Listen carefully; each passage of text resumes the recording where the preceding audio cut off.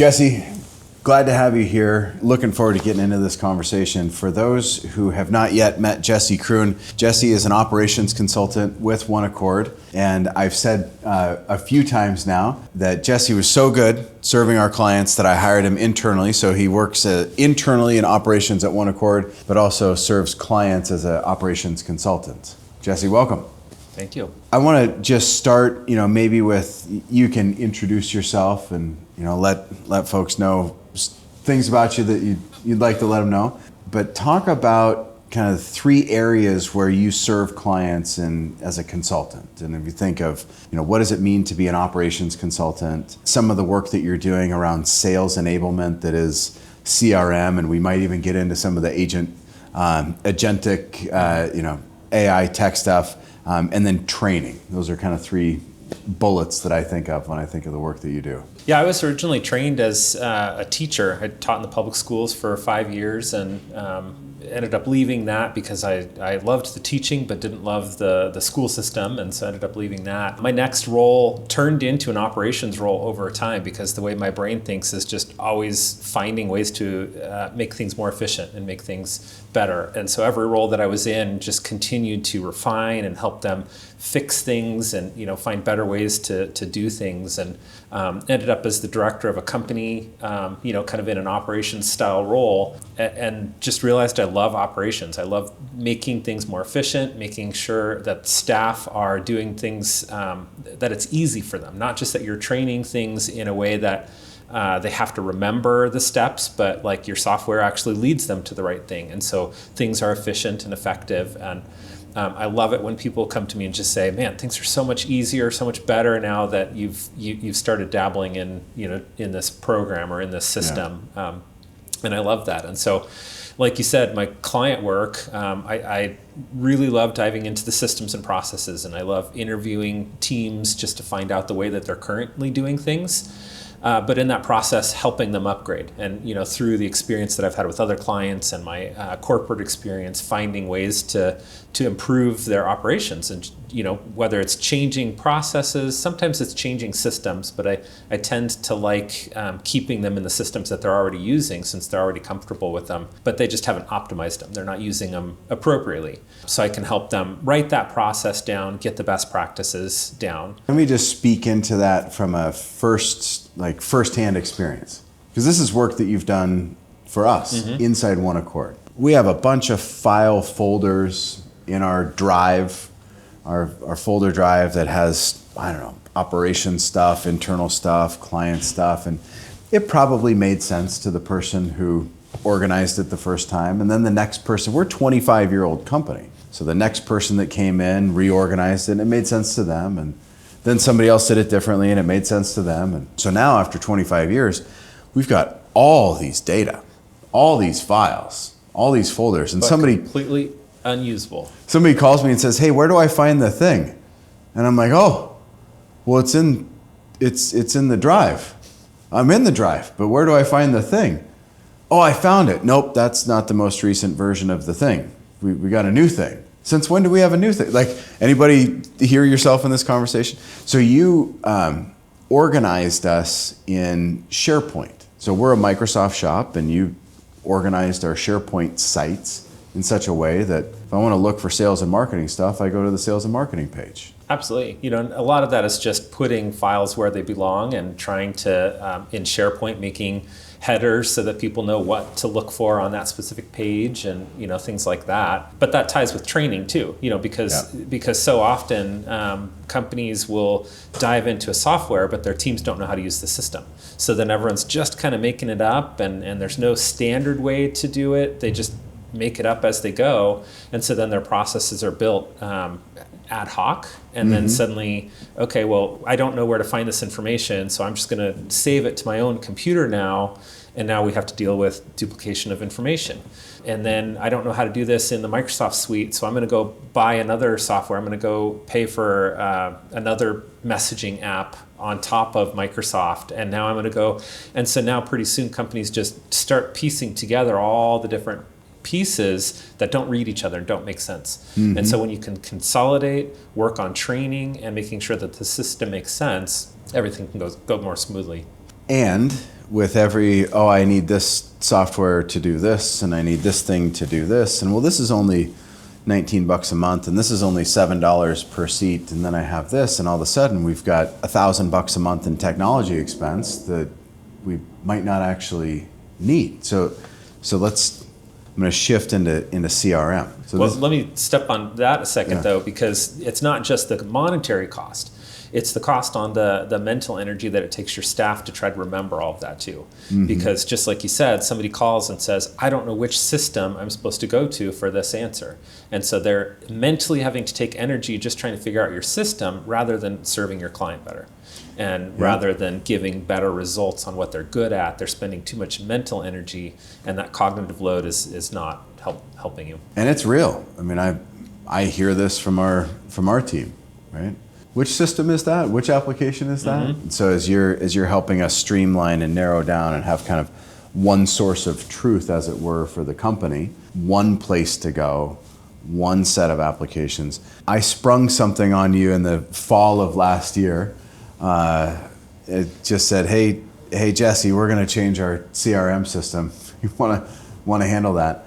This was really just the decision process was so quick because we were running up against the renewal date for our then current CRM system. And the pricing on that was such that it was based on the number of records and the number of users. And as I anticipated our growth coming into this year, I saw our CRM expense doubling. And I didn't like that, right? And there's an alternative in the marketplace that I was aware of, Zoho, that I've been tracking for some years. And I had thought, yeah, at some point I want to migrate over to Zoho. As we were approaching the renewal date, I just said, we've got to do this now. And so I asked you, invited you in to do that, and you migrated our CRM system. What are some, observations, lessons, takeaways, went wells and next times, if you will, from that experience? Part of that was into an unfamiliar system. I was not familiar with Zoho before, and so there was a big learning curve of just learning the system itself. But I mean, it's all doable. Once you start to understand technology and a CRM system, a lot of them do the same things. It's the UI UX that's different, the user interface and the user experience. Mm-hmm. How do you get the information that you want? How do you make sure that it automates the way that you want? And so a lot of the features that we want to build in continual process, it's just a matter of figuring out how to do it. It's definitely possible, but it's just a matter of how does that work? How do we build it in so that it's easy for the user? And the goal is always that the user doesn't have to ask questions, that the system leads them to, here's the big blue button that you push to, move it to the next record, that kind of thing. Yeah. And there's always user learning and training and, learning along the way. But I think at the highest level, what I observed, like the great value contributor here, is that you have an understanding of what CRM is supposed to do. So it doesn't matter if it's HubSpot, Zoho, Go High Level, Sales, it doesn't matter the system. They put their buttons in different places, but the buttons effectively do the same thing. Yep. And so your understanding of the purpose of and the usefulness of a CRM system was so helpful to guide that migration. And even so, all of the industry-specific CRMs are the same too.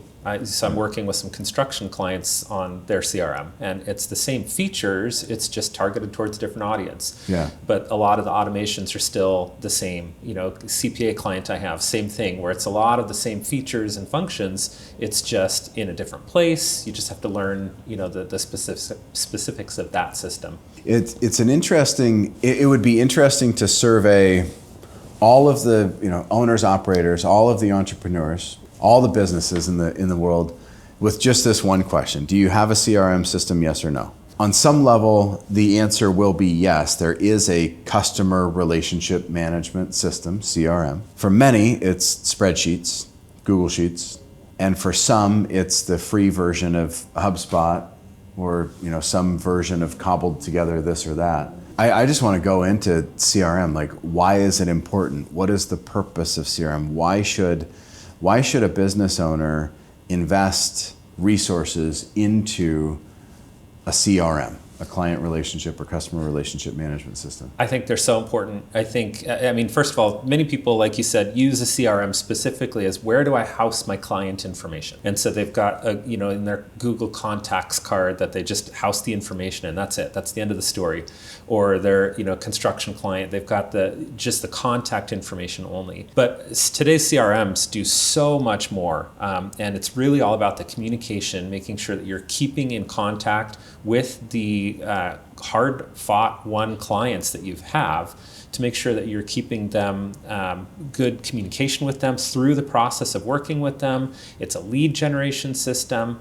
And the power with most CRMs is the automation features. And when you start talking about automation, a lot of people's brains kind of go towards an impersonal automation series where I'm just getting this random newsletter that's not personal and okay, I'm now on your new email list, right? But there's a way to do it where you're creating this drip campaign that sounds completely personal and you're still putting it in your own voice. Maybe you have misspellings in it to make it look like it was still a personal email from you, but the automation puts it on a sequence. So somebody goes to your website, signs a form, and they fill out this form saying, hey, I'd like more information on XYZ, right? You send them that information, but then you automate an email to them a week later. Hey, I'm just checking in. Have you had a chance to look at the PDF that I sent you last week? Yeah. What'd you think?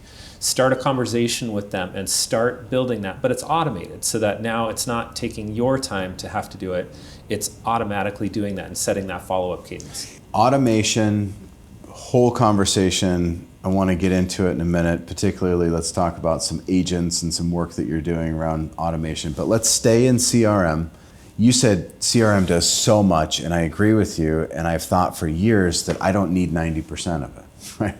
The CRM that would be ideal for me has all of my customer records, and it has a record of the communications that we've had. So it's capturing email correspondence, meetings that I've held, and within CRM, there's a pipeline tool. It tells me as the owner, as manager of the business, where my sales are coming from. Mm-hmm. Marketing automations, let's put that over here. So let's say we've got our customer records and our history, and we've got our sales pipeline.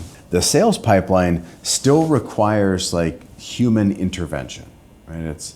The sales pipeline isn't an automated feature that I've found in most CRM systems yet. You find the same? I think the sales pipeline is there, and I think it depends what industry you're in.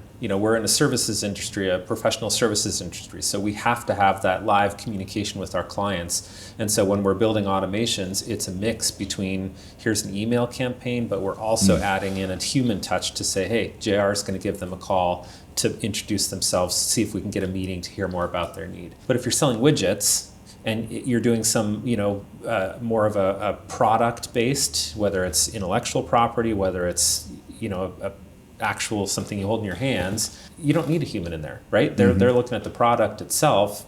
They can decide there, and so it can be a completely hands-off experience then, where the sales side and the marketing side go hand in hand, and you just work on the system on the back end. Good point. There are many things that I buy without ever talking to a human these days. And you don't want to talk to a human. Yeah. Marketing automations, emails, like the email communication, boy, I don't know how long email communication is going to live or die. Like, oh my gosh, I get so much email anymore. But I sure wish people would read the emails that I send to them through CRM, so isn't that funny? But you talked about personalization, right? And I could queue up, and particularly now with AI-generated messaging, I can queue up like sincere, legitimate, authentic messages to someone that if this, then that, right? So if they do this, then they get that message. If they don't do this, then they get that message. But they're legitimate messages from me. I just don't have to type them all the time, or they can go while I'm not sitting at my computer. And now add in the AI piece, right? And so inside these pipelines and these sales strategies, you can insert an AI agent to help you with that messaging, so that instead of just being one form letter that's, hi, insert name, thank you for contacting us regarding insert inquiry, right? Now you can get the agent to read the intention of the client so that, is it a positive intention? Is it a negative intention? You set the guidelines, you give it the knowledge base to say, here's what we want you to refer to, and set the boundaries of what it's doing. And now it's it's responding in your voice now so that it sounds like it's a human that they're interacting with. Yeah. I would bet that most of us are interacting with agents these days and we don't even know it, because the agents are getting so good, voice agents as well as text agents, that we cannot tell the difference between human and agent interaction at this point. I'm going to try not to be afraid of that. But it's real. It's real. Okay, let's go into agents, because you just built an agent for us at OneAccord. And you just built a tool that does a task that we might pay a person to do. We might pay $100,000 in a year for a person or persons to do this task on a repetitive basis. And you just built software that does that, not for free, but for pennies, let's just say, or for dollars each instance. This is the disruptor in the economy right now. This is a big deal. What are your thoughts? I think it's a powerful way that businesses can move to the next level and be on par with some of the big companies that we never thought we could compete with. And I think small mom and pop shops can now compete and do the marketing side of things in a way that they never could before, using AI employees to handle some of the back end tasks. And so putting a one-time investment up front, a couple $1,000s to build this agent. Now suddenly you've got an employee that's working for you, that's doing exactly what you tell it to, right? Yeah. And I think a lot of mom and pop shops don't understand AI well enough yet to know the power of it. There's still a fear of, well, AI agents are just going to replace, jobs and all that kind of stuff, rather than really diving in and understanding why it can help. When you think about AI agents, all you're thinking about is it's a decision tree. You're basically predefining, when they say this, here's how I want the agent to respond.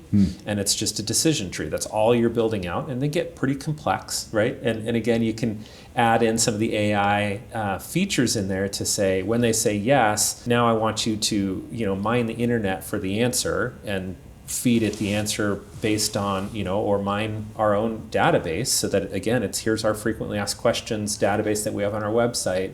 So when they ask about what the warranty is, it knows where to refer the information. But all it is a really fancy decision tree with some knowledge sources that we can plug in to say, answer based on these knowledge sources. It is just the truth that technology replaces human work.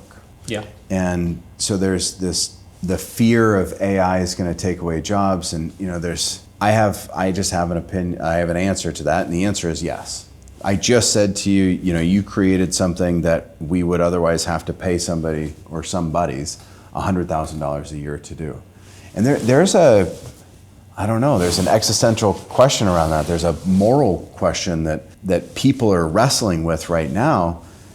Is that good? Is that right? Employment is being affected, jobs, right? And I'm sitting in that as the owner of the business faced with this decision. And I'm just saying this not so much to you, I'm saying it to you. It's clear, it's accurate, and it doesn't always sit well with me, right? I think I'd put a different spin on that, though. I never seek to make AI take the place of jobs. I use AI and want people to use it in such a way that it makes their job more effective, or to leverage them for higher quality, higher value work. And so instead of replacing a job that you have on your team, if you get an agent to handle the questions that your CSR is normally doing, now that CSR can change their role, so now they're giving more service to the clients so that you're serving your clients in a better and different way. So their job might change, and they might be required to learn new skills that way, but you're actually leveraging their skills in a different way rather than. And so AI is taking a lot of the mundane processes, things that don't need human intervention anymore, and helping us to be more creative and use the resources that we have more effectively. Here's my challenge. I agree with both of those things. What you just said and the sentiment that I have, like there's a dichotomy, there's a torn, so here's another example. There are people on our team, bless their hearts, that are not adept, skilled at making PowerPoint presentations. Not everybody is born with the skill of making a PowerPoint presentation, right? It's a running joke inside, right? I've just said every PowerPoint that we generate is going to be branded, and it's going to have the right font and the right color and the right logo placement. Like, this is important to me. And it should be important to every business owner that your brand is clean and represented well, right? And I spent money to have this brand the way that I want it. And then Bob makes a PowerPoint and he puts something on it. Okay, rant over.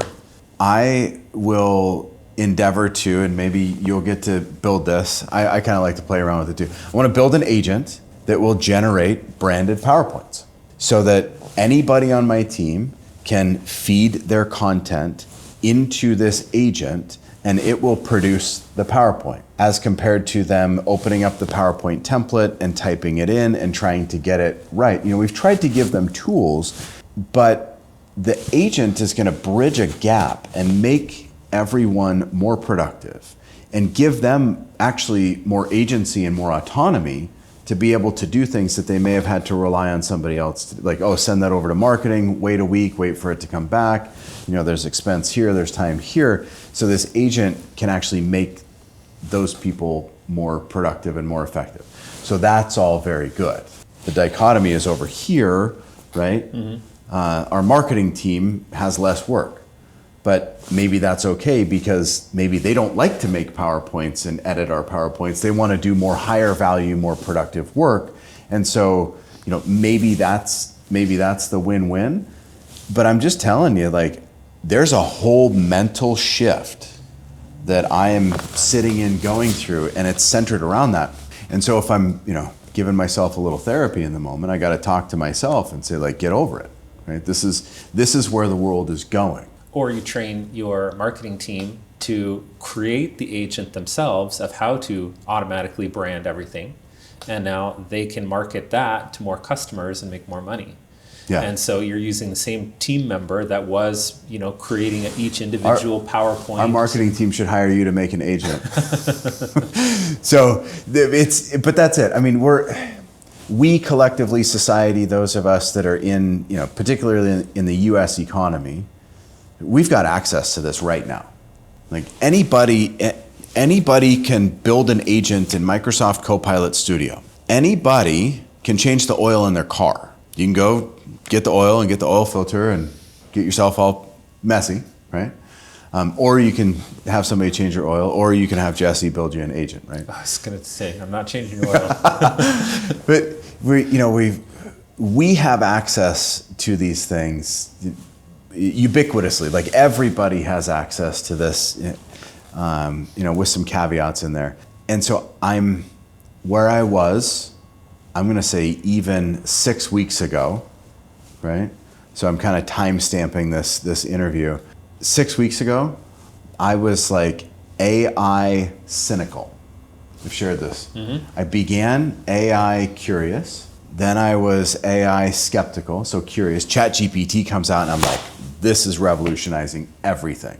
And then I was skeptical because I started getting phone calls from people that were going to sell me their AI sales agents and all these tools that are going to just, but they sucked.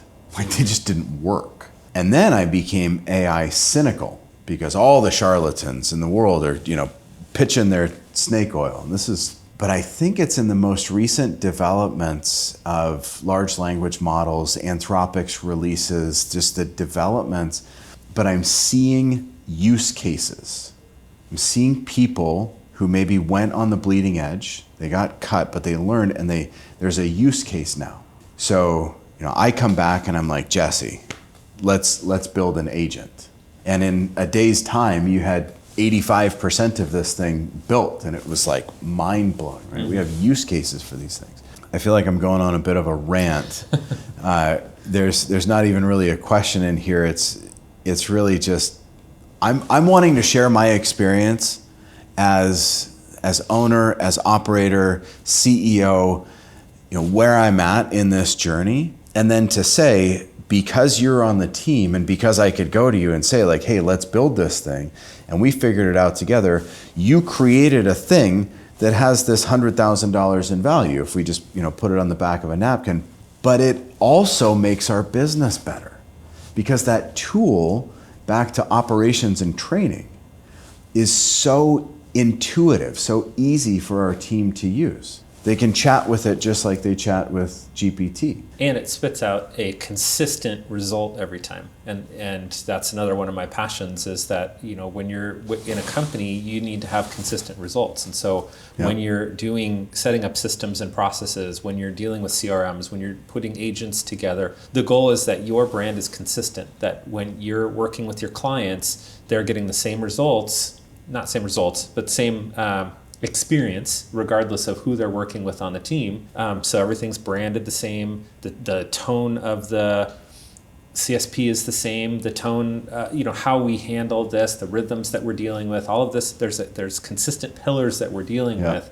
And that should be the same with every company. Every company has, here's how we handle our clients. And now, to get to this point where we are building agents, it's either, what's below the waterline on the iceberg, because we're talking about the tip of the iceberg, what's below the waterline, or let's just go with that analogy.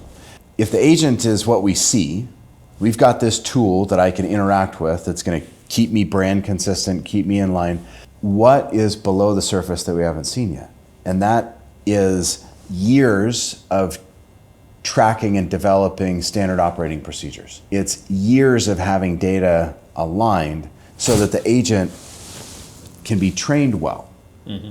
So if you were going to walk into a firm, owner says to you, I heard you on the interview, and I want one of them agents to do stuff for me.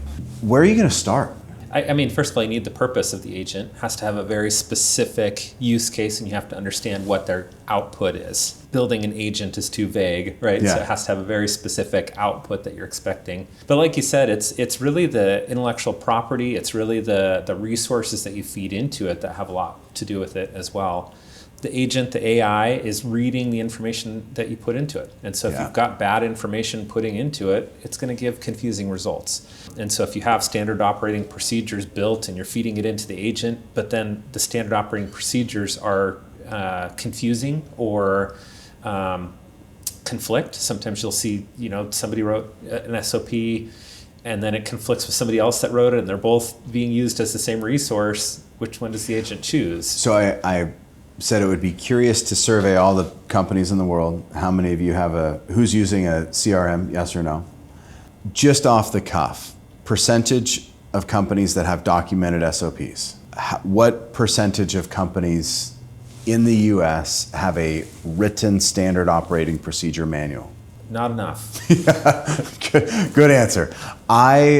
If I pick a number, we'll have to ask ChatGPT later if there's something on this, but I'm going to say it's 1 out of 3. No, 1 out of 6, maybe. Yep, probably. Somewhere in that 10 to 20% have some form of written standard operating procedures, and we're in the single digits that have a full, complete SOP manual. My journey in this, 2 years ago when I came into my role as CEO at OneAccord, I said to Abby, our chief of staff, every conversation we have, every decision that we make that becomes a policy or a procedure, I want you to document that in a Word document. And if we have a policy or procedure somewhere, we're going to copy it and paste it into this Word document. We're going to edit it, make so we have a single source of truth. And this Word document expanded rather quickly to be like 150 pages. And there's links out of the document to other documents. So we have hundreds of pages of written SOPs. Mm-hmm. That project began a year ago, and I just knew that having standardized operating procedures is important for the business. At some point along the way, Abby created a table of contents. So she organized the content with H1, H2, H3 headers that inform a table of contents. So now we have this massive document that's indexed, and today we can train an agent rather simply to look to that document to answer questions that anyone internally might put into the chat. Whereas before, our team would have literally had to read a book, turn a page, or search the document for words and like that manual. Because we have that SOP organized, it can then feed this agent, which becomes the chat interface, which makes the employee experience so much better. Mm-hmm. And I jokingly said the other day, if I had a buck for every time Joe called me and asked me where to find a testimonial, I'd have like $13, right? So if our documents are organized and filed with some type of architecture that makes sense, we can then tell an agent, this is where you look for those things. So Joe doesn't have to wait for me because I'm not available all the time. Mm-hmm. He can go right there and get the thing that he wants. If somebody has a question about how do I do this, we can go right there and get what they want. It's like below the waterline, what's that iceberg is a documented, organized filing system. This is kind of taking me back to where we started the conversation. The work that nobody has time to do inside of a company is organize files, but it now is incredibly valuable.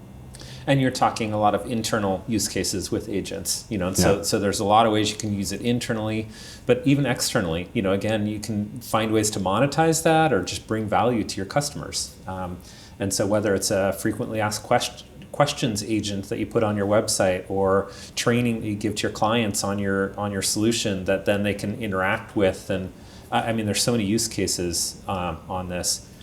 I was talking with a potential client this week about an agent that she wants to create, and she is a therapist and wants to create a therapist agent, just to help tools and tricks and give some education on, here's how you can respond when you're in this situation, and let's role play on this, and kind of go into that side of things. And it's just this fascinating idea of helping people find the answers quicker, taking away some of the human element, but still giving a very personal experience with it. So I just want to be clear, OneAccord is not an AI shop. That's not our thing. We're in this conversation, but imagine me saying to you that OneAccord, we're just not an email company. We don't do email. We don't really do computers. That's what AI is to us. So we're talking about building agents, and for some people listening to this, it's going to be like, oh my gosh, that's AI tech, but that's not us. In fact, Jesse, you can build an agent. You're doing it for us internally, but I think if somebody came to us and said, we want 15 agents built, that's not the highest and best use of our time. We would look to one of our specialized partners that's what they do, because they do it efficiently, right? We're learning this process internally, and yet we can help at the. So if I go back to the iceberg, right? We can be at the 100,000 foot level, identifying strategy and use cases. Your first question about an agent, what is the use, right? What's the strategy? What's the use case? How does this fit in the business model? Does it make sense?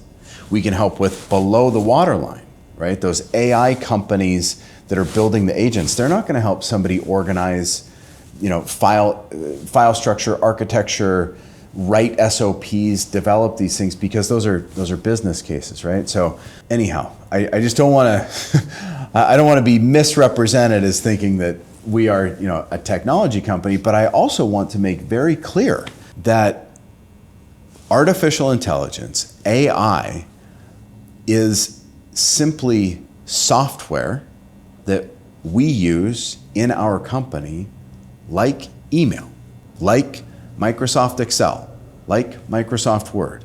It is software that we are using, and I think we probably sit on the early adopter-ish edge. We're not the bleeding edge, we're not the first out front, but we're probably in that early adoption phase as compared to many companies in the US. And so anybody who's not there, I guess I'm talking to you.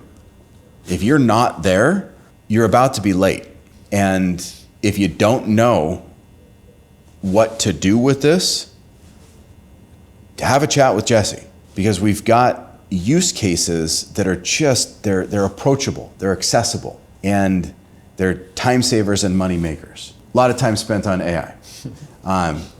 Operations, SOPs, organization, all of that below the iceberg. It's the unsexy stuff that people don't see out front, but it is necessary to get there.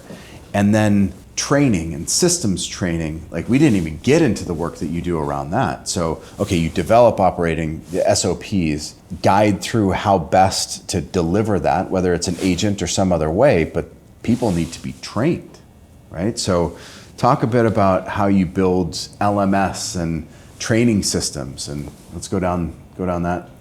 Yeah, brief summary. I mean, LMS, learning management system, a lot of people have a really scary perception of what that is, and they think of a really complex Kajabi course that, manages this and sends out, learning management system is literally, like you said with CRM, it's just how you track and keep manage the learning opportunities. And so sometimes it is built into an official learning management system. Other times it's just something that you put out and say, hey, watch this video. When you're looking at training in companies, sometimes you've got the required mandatory training, that you've got compliance training over here that has to be done for OSHA purposes or whatever compliance issues you've got. Other times you want to build just need to know training. And so somebody is in their job and they come up with a question, and you find a way they can go to this resource and click on the 5-minute video that shows them how to do that process. Yeah. That's going to be a lot more powerful than an onboarding training that they have to take and learn everything about the company, every in and out, that they're not going to use for 2 months. They're not going to remember it anyway, even if you train it for them in onboarding, because they're so overwhelmed. So stepping in and finding what that balance is of what is the mandatory stuff you want them to know in onboarding up front. Here's how we operate as a company. Here's our vision, our mission, and our values. Here's the cornerstone of who we are as a company. But then over time, you've got the drip training that you lead them to, or you give them the SharePoint site that has all of the specific things that they can go find the information when they need and say, here's our knowledge repository. So learning management system is just a fancy way to say, here's how we train here, and sometimes it's an official system, sometimes it's an ad hoc system. It depends on what the company has built before, how they operate, kind of what their goals and dreams are. But it can be totally different based on the company that you're dealing with. I'm going to do the same thing I've done here. Percentage of companies in the US that have training systems, right? I didn't even intend to do this, but if we look at CRM, right? Everybody's got some version, but maybe not an actual application. SOPs, probably a lower number. What percentage of companies have an organized, structured training system? Again, not many. You're probably talking 10%. Yeah. Most of the time, I think companies rely on the job training. You come in on the first day and you're going to work with this person over here, and you're just going to shadow them for 2 days, and they're going to show you the ropes, and it's inconsistent. You're going to get a different result because that person might not be doing it the right way. And so now, and then the next person comes in and they're trained by this person, and now you've got no single way that you do things. And so those standard operating procedures, hand in hand with training, to say this is the way we do it, we're going to train on it. And so no matter who's training, whether we put it in an LMS and create a video to show it off, or whether we've got somebody actually training it, at least we've got a standard policy for it, right? Yeah. So it goes hand in hand, should be tied in there. A lot of companies that deal with that, I will counsel, hey, you've got a new hire coming up this week, just start writing down what you're doing. That's a place to start. As you're teaching this process, just write it down as you go. Yeah. Because then at least we have something to start with. And now we at least next time we train, we can go back to this process and we can continue to refine it. SOPs should always be refined. It's never a stagnant document that is set in stone. It's something that just gives us a baseline to start with. The experience that I had growing up as a young professional in corporate America, I worked for banks. Every bank had a training department. I was actually a corporate trainer. That was just the way things are done. In small business, middle market America, nobody has time for training. as a founder, owner, entrepreneur, very few are trained as trainers, right? And adult learning is a thing, specific kind of training mechanism. So I value it because I have the experience of having been through training programs. It was important to me on day one at OneAccord that we have consistent training.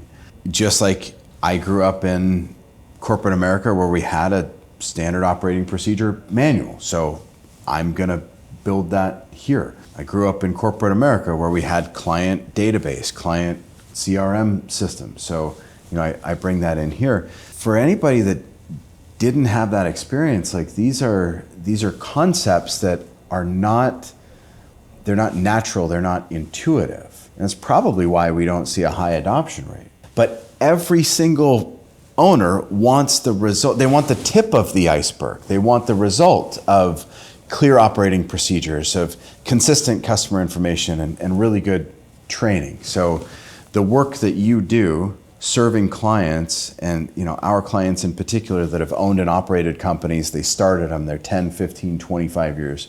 They want to take them to the next level. It's so important. And again, the work that you do is so good for our clients. That's why I hired you internally. And so just really thankful for you, man. I think the last thing I'll say is, the training and the SOPs just help build your brand. And so instead of thinking of it as a cost to the company, think of it as an investment, because you're helping give more clarity to your employees on how to serve your clients better, and you're setting that standard so that your customers are getting a better experience because of it. Thank you for entertaining my rambling and my soapboxing and having this conversation. Thanks, Jesse.